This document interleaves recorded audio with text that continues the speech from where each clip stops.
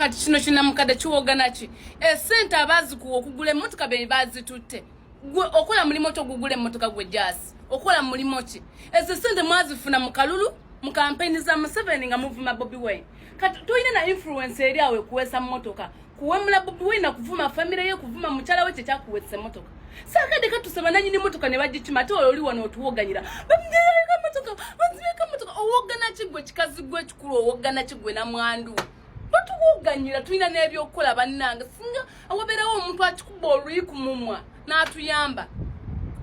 Chwikazi mwa gulide wallahi mazima dala buli avuma kyagulanya agenda kisasulira kobani noyo rama wa mazi mwena mugenda sasula Bobi Wine to otamujja ko mukisa omujja ko kisirani mugenda kisasulira tuswa kuvuma family ya Bobi Wine noyisa mu mukazi wa amaso no muwe mula nota kisasulira gakyali mabaga yajase bajiba era yeyo era yavayo nate mu mulanga nga babbye emmotoka eyo babula ono yamwambalidde agambye nti tatuwoganira kubanga era ne ssente zagula emmotoka eyo nti mamanyi gye bagijja nti essente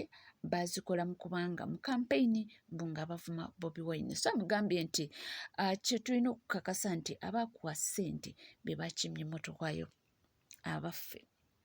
si bigambo byange nze mbaawo kubanga nkutuusaako byonna ebitambula awo tuvuddeyo munnange abakatuliki batawukidde seeka kiti era bagambye nti bw'ataaveeyo n'abeetondera bajja kuteekawo action simanyi oba action kiri bagenda teekawo naye bagambye nti seeka kiti asuusizza okuvvoola eddiini y'abakatuliki yimba abalangira nga basiiba beefuula basiiba naye ate basiiba wotameroni ate mbu ne batakoma kusiiba wotameroni mbu we bamala okusiiba wotameroni ate ne bagenda ne basinza ebibumbe ekyo ekintu kyanyiizizza Catholic Church era bamugambye nti aveeyo yeetonde kyesimanyi oba agenda kwetonda oba nedda naye bamugambye nti yeetonde tebaagala ntalo aveeyo yeetonde olwa statement eyo awo tuvuddewo nga tugenda mu maaso nga tweyongerayo ensonga za Prima zikutte wansi ne waggulu era abantu abamu bavuddeyo ne balumiriza Jostede okubeera omusajja omubi okukozesanga omukyala wa maama w'abaana be ate yemba okufunamu ate nga mmanyi alina omukyala ewaka gw'ayagala bannange abasajja bamanyiira naye Jostede omanyiira Jostede George William Kigozi simanyi Hassani omanyiira musajja gwe abantu abasinga obungi buyinza okuba temumanyi history ya George oba ya Jostede ne Prima abo ababiri singa mu kubalabalamu kati bandibadde bali mu myaka nga 25 bonna together okitegeera amazima matuufu gali nti Jostede teyandibadde kyali leero singa si Prima Jostede teyandibadde kyali leero singa si Prima omukazi oyo yabeererawo Jostede mu mbeera yonna ey'obuvubuka abavubuka babeerera abayaaye we batwayinga buli muze naye Prima n'asobola okuba nga abeerawo ne Jostede kubanga yamwagala hatidiri yamwagala Jostede yandibadde tasasula bw'atyo Prima mubadde mukimanyi nti Jostede kati akozesa Prima on his own benefits kyekisinga ennyo okunnuma buli waaba ne concert ye eri bwe yaggwa mugijjukira bulungi nnyo Dine with Jostede ne yeekomyawo natandika okugamba abantu nze maama so simunyinako buzibu bula ne yeekulubyesiza ku Prima kubanga by then Prima yayina amasannyalaze mukazi watubambi n'ayiwawo omubiri n'alanga show n'akola buli kimu ekisoboka show n'ekwatayo bwe yamala okukwatayo waayitawo ndowooza wiiki emu n'apostinga omwana gwe yazaala mu Miraaji oba ye Minaaji oba ye Miraaji omwana oyo ow'obulenzi n'alagira ddala ng'era alina happy family gyali mu kukola ki gyali nayo Pulima talina wantu wona we yamumentioninga oba okumwebaza naye omukazi oyo yakola buli kimu ekisoboka okulaba nga Dine with Joe Steady ebeera successful ne tugamba maybe just ekyo ne tukirekaawo okitegeera naye Joe Steady yandibadde tasasula bw'atyo Pulima omukazi wabanga alina kye yakola Joe Steady nga tayagala kukitugamba ng'akozesa bikolwa bannange ekimala kimala abantu era mujja kwebuuza lwaki leero ndi ku side ya Pulima nze ntegeera Pulima ebbanga lyabeera ne Joe Steady ebbanga lyonna Joe Steady awona we yatandikira okuyimba we yayimbira ezo ennyimba ze ezasooka zissente ng'atambula ne batipusi zaawo balyoke bamugobe mu big talent afoominga ekibiina ekikye ekya Blackman then tipsizi naye n'akola ekibiina kya Helicopter way back I think 15 years ago nga Pulima ali ne Joe Steady yamugamba still you can push oli wakabi teri muntu abadde azizaamu Joe Steady maanye ebbanga lyonna nga mukyala w'oyo Pulima naye Joe Steady ayitiriza nnyo okukozesa Pulima ng'emmando so kikyamu oyo omukazi yayiirawo omubiri Pulima ebbanga lyonna lyemmulabye omuntu gwakisinga okwagala oba gwakyasinza oba gwe yayagala ennyo ku mutima fa ku bino ebyaba bano ba Henry babiki naye omuntu gwe yayagala ku mutima ebyaddala yali Joe Steady Joe Steady yandibadde kyali leero lekeraawo oyo omukazi omuyinamu abaana babiri yalina first born yalina second born bana abasigadde bamiraji simanyi bahindu bazze luvannyuma bansanga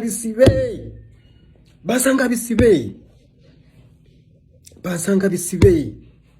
negwe buli wobanga olina concert omukazi n'omukozesa bambi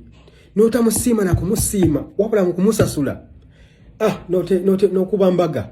oba n'ogenda n'okola nnika nkugambye Dine with Joe Steady I think it was 2023 we baserabidde Joe Steady yali anafuye mu kuyimba musically Pulima n'amuyambako nnyo tupushinge tukole Dine with Joe Steady n'atunda tiketi n'anoonya abagaga bagula emmeeza nga ne bawa sponsors babuze omukazi oyo n'akola buli kimu okulaba nga show ebeera success we yagimala bw'ati n'apostinga Miraji n'omwana kati nene we yagimaze n'apostinga Nika ne Hindu nenga gomanyi Pulima byataddemu mulekerawo bannange okozesa abakazi nammwe mugenda kutwitamya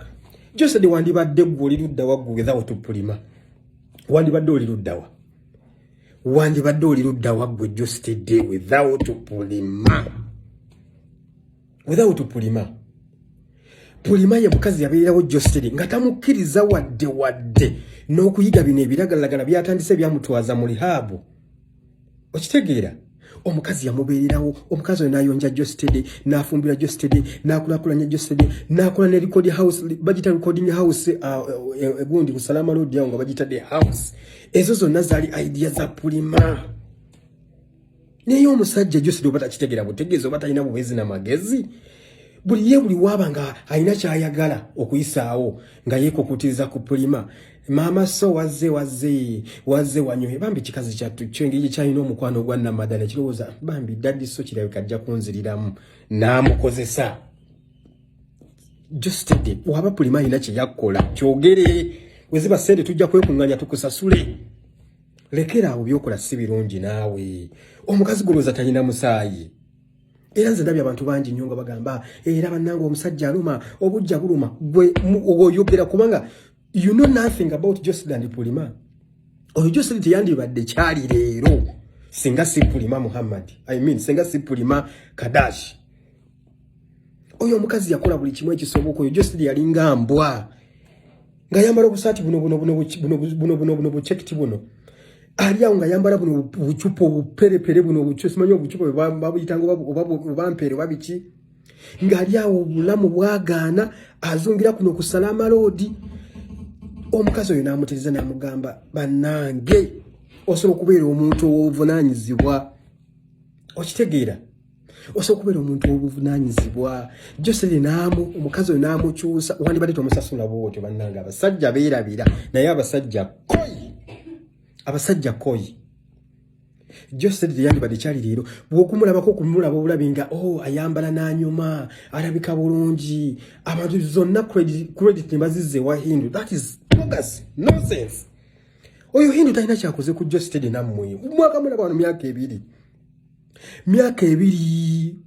ebiri esatu naye Pulima yabadde ne Just said kuva mu mwaka gwa 2010 n'emeka 2010 doza 2010 mbaseerabidde kubanga Pulima olwava mu ssomero awo kugundi ku Morandi po yali asomera then awo n'atandika okubeera nga ayagala Just said kubanga Just said yali muyayi wa muno Makindi buno ovubuka obweyayya muno Makindi kangendeko kujja live ndicoding bwato nayiga okuyimba n'afuuka omuyimbi owakabi naye nga Pulima waali ku side ye wandibadde tomusasula bwotyo kisajja gwe ki Just said oli kibi nnyo okozesa omukazi bwo bambi ekintu kyalumye nnyo abantu lwansonga nti Just said buli bwabeera kale nga alina kintu kitambula naddala sho nga asembeza Pulima oba oliawo kumulowoozesa nti bayinza okuddiŋŋana naye olumala omukozesa bambi ate ekintu ekyabaddewo juzi wano eno sho nga ewedde nti Pulima yateekamu amaanyi mangi buli kimu n'akikola okusika abantu era indeed sho neekola naye ate bo nga balina hidden agenda sheba yakaggwa ate eri tulaba mikolo ono naye ayongerezaako. Njagala okubajjukiza bino ebigambo. Pulima yayagala George nga George munaku nga talinawo wadde ssente efulumya oluyimba. Pulima n'akolerera baawe. One thing I want all people to agree with me is that Pulima is a hard-working woman regardless of how. Please remember, teyasoma nnyo, but she's a hard-working woman and she has a working brain. I want all of us to acknowledge that all factors remaining constant. Pulima mukazi mukozi ate mukazi mumuyiiya. Ulidde atunze akasolo, atunze emmere, atunze ebizigo, atunze mufunza, atunze akoze buli kimu. She's a hard-working woman. She doesn't like poverty. Ulidde, I swear, Pulima yakaddiwa ekya mukaddiya that man. Kisajja kivudde eri George siyasingayo obulungi kyonna kitunulanga engatto gye bakuba eddagala erya kiwi, not even cream. That girl is not, I don't even think Pulima is 35 years of age. I don't think so. Aya musajja yenna amukaddiyiza mazeeko emirembe amuzaddemu abaana. Of course abaana is not a regret. Yamuzaalamu abaana be balungi, and I think that is the only achievement Pulima has.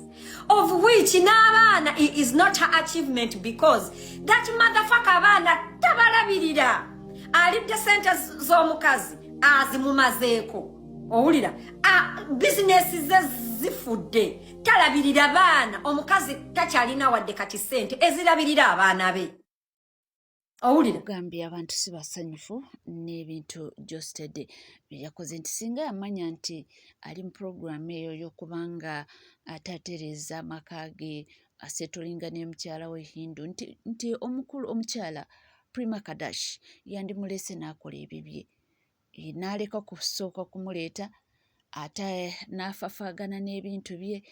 namupromotinze kinakoze kino ate oluvannyuma okulaba mu butuufu ate nga bo babadde mu birala. Tubeereko abantu abalina ku bwagezi. Otandika okyokukola embaga nga mulimu ze farms oba amatabi g'abantu abamu gobadde okolagana nabo tonnabajjamu ssente zaabwe. Gwoza omuwala oyinza bulira ati yakuzaalamu abaana. Kale oyinza okuba okimanyi n'okimanya mu mutima gwo nti omukazi akyandiyo kyokka okuba embaga tonnamusasula ssente. Kati alabira ddala bino byonna abadde akolera bwereere. You people tubijja mu bya feeling. Nalwo omuntu okubiira nga amanyiira bumanyiizi. Akuziza bantu nekakazi ko kabadde tebadde bakaagala. Kegira bwegizino kagajja kukoka lusondo okwayisiza eno mabega bakajja kekweka bwekwesi. Kikazi kikoze byonna ebisoboka okukuza abantu. You show us a success. Kota sente zaakyo zikiwe ogenda okuba embaga. waliwo ensonga ki abantu basiraana ate buli muntu abirako boiling point ye buli muntu gwolaba nti nno omuntu wa mutima mulungi waliwo watuuka ne yeekyawa kuba omuwala oyo abaddewo nnyo mu bulamu bwa George ne balinga baategula dda nga baamazaawo Daniel Jostede amanyi omumarketing azze atambulane omukazi natuuka n'okugamba nti nofuna manager omutuufu n'akubuulira amazima oyo omukazi akufaanako bayirawo bwe George if it means bw'okibanga tuli ku kya kaliya Prima akufaako nnyo ku kaliya okusinga oyo hindu gw'otiikiza nti omala asooka n'okugamba noonya manager omutuufu tosobola kuba na manager nga ali akuvumyeko gwe gwewapointinga ali mubbi kujjukiza kuba ye yeeraba akola n'omulimu ogw'okuba manager okusinga te manager gw'olina kuba gwe manager akumanaginga nti gwempulya mu Jose naye oyimba naye kati omwana alaba ebintu byakozeeko omukozi ye manager tasobola nabikola naye nga byonna bikozeeko kuba tino influence gy'alina mu society ebigambo byonna omwana byakugamba bituufu akabaga kabadde ka kisiru George omwana yabadde ayambadde ebimasamasa yes ne gwe yambadde akasuuti k'ekisiru gwe mumpi wena kapale kale socks yambadde nga temuli mu stocks byabadde bya kisirusiru naye mwabadde nga mwenyize bwenyizi kakasa obusente mwali badde mu mama w'abaana kati oyagala agenda atunda akaboze ne Malaysia era olinde concert ndemu era omuyitemu n'akubeereremu nze sirifani wa Prima boti bwentunulira ekiwala ebintu byekyogera bituufu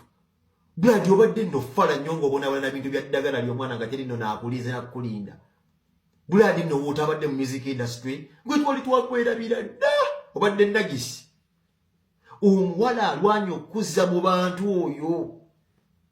ate ng'era kukomezaawo tolina na luyimba tolina hiti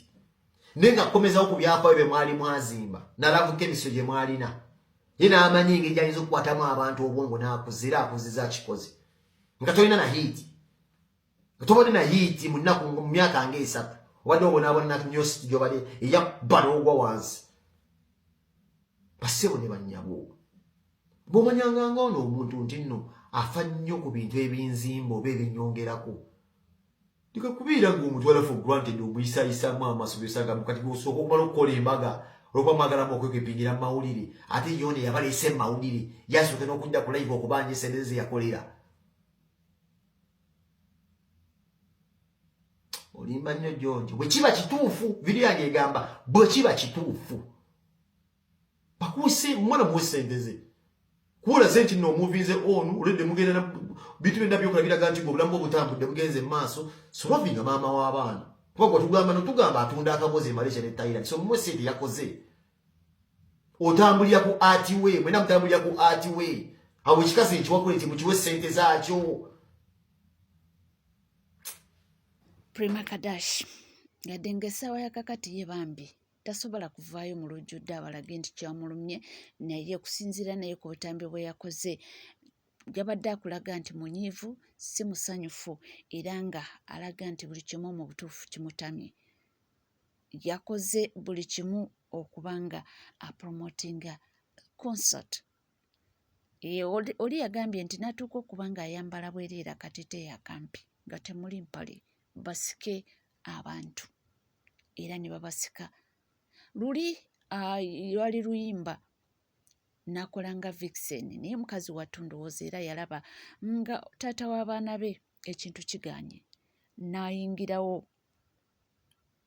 nakola nga Vixen oluyimba ne lutunda